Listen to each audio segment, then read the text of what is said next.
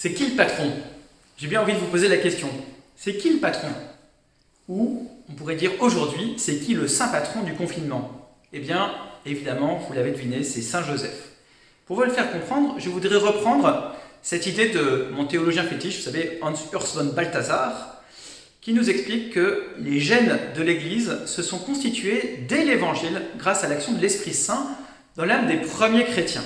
Par exemple, Saint Pierre, à travers sa vie, nous fait découvrir ce qu'est l'Église institution.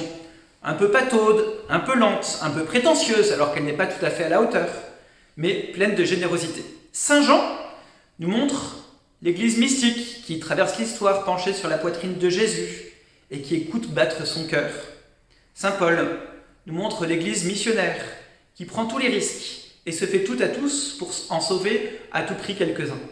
Encore, la Vierge Marie nous montre l'Église maternelle qui enveloppe de tendresse ceux qui s'abandonnent à elle. Vous voyez, chaque personnage est un gène de l'Église d'aujourd'hui. Eh bien, Saint Joseph, lui, c'est le gène de cette Église du quotidien, de cette Église à l'intérieur des familles, de cette Église de maison, ce que le Concile Vatican II appelle la petite Église domestique. En effet, Joseph n'est le témoin que de la vie cachée de Jésus, que de la vie cachée de la maison de Nazareth. Dès que Jésus commence sa vie publique, eh bien Joseph disparaît, il n'est plus là. Il est bien le saint patron de cette vie de foi quotidienne à la maison. Progressivement, il y a 50 ans, on va dire, nous avons fait sortir Dieu de nos maisons. Moins de prières en famille, moins de bénitiers, moins de croix ou de statues, moins de bénédicité. Excite la bénédiction du Père le soir ou la prière au pied du lit avec la grand-mère. Autrefois, on bénissait toutes les maisons, tous les ans, pendant le temps de Pâques. Maintenant, eh bien, c'est fini. Voilà, elle était consacrée, reconsacrée au Sacré-Cœur de Jésus, par l'intercession de Saint Joseph, justement, et de Marie. À l'époque, on voulait vivre cette petite vie cachée de Nazareth, et ça n'est plus le cas. Depuis 50 ans, en fait, nous avons développé cette vie chrétienne à l'extérieur de nos maisons.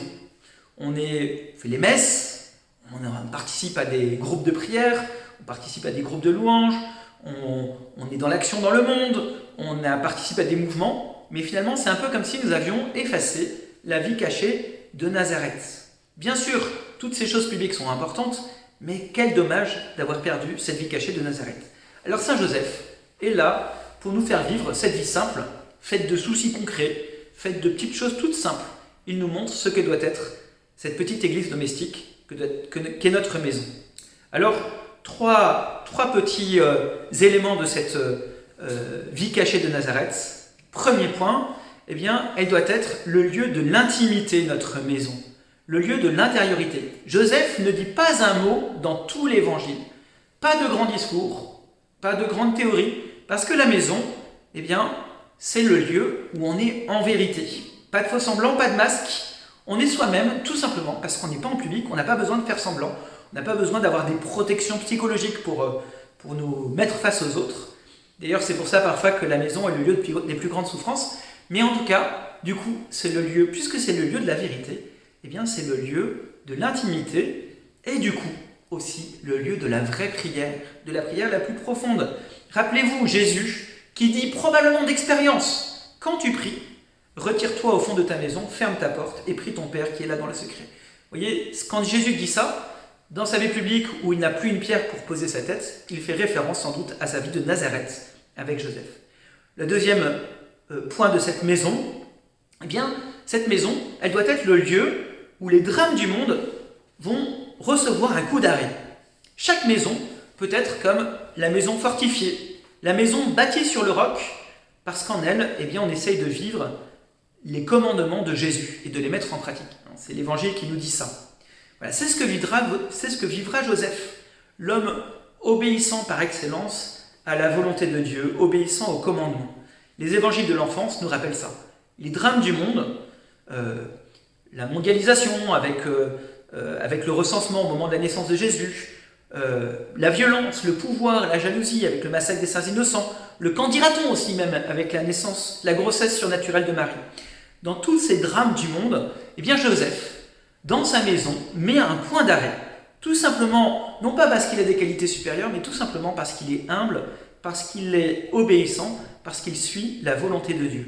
Et en fait, finalement, Joseph va vivre dans sa maison, par anticipation, le mystère de la croix. La mort, mais aussi la victoire de Dieu par l'obéissance. Vous voyez ? Donc nos maisons sont le lieu de l'intimité et donc de la vraie prière, et sont le lieu où les drames du monde reçoivent un point d'arrêt. Et enfin, dernière chose, nos maisons sont aussi le lieu de la vocation, et où nous sommes au service les uns des autres pour notre vocation. Vous voyez, qu'est-ce que c'est Joseph ? Qui est Joseph ? C'est le serviteur par excellence. Il est au service de la Vierge Marie, au service de Jésus, pour que le projet de Dieu sur eux puisse se déployer. Et Joseph continue à faire ça. C'est le pape François qui nous disait, Joseph c'est le saint patron de la bonne mort. Pourquoi ? Parce qu'il est au service du projet de Dieu, et le premier projet de Dieu, c'est la vie éternelle pour chacun de nous. Et donc Joseph est le saint patron de la bonne mort.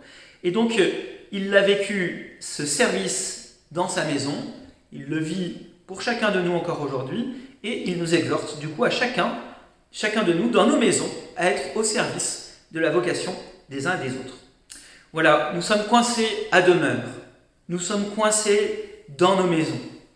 Alors, qui est le saint patron du confinement ? Vous l'avez compris, c'est Saint Joseph, parce que c'est le patron de nos maisons. Nous lui demanderons 3 grâces aujourd'hui pour tout ce confinement. Première grâce, que notre maison soit le lieu de l'intimité et de la prière. Deuxième grâce, que notre maison soit le lieu où le drame du monde, de ce virus, mais de tous les autres drames du monde, ce lieu où ces drames trouvent un point d'arrêt. Et enfin, nous lui demanderons cette grâce, que notre vocation puisse se déployer à travers son intercession, mais à travers aussi le service que nous nous rendons les uns aux autres. Voilà, 3 grâces, 3 belles grâces pour ce temps. Saint Joseph, saint patron du confinement, priez pour nous.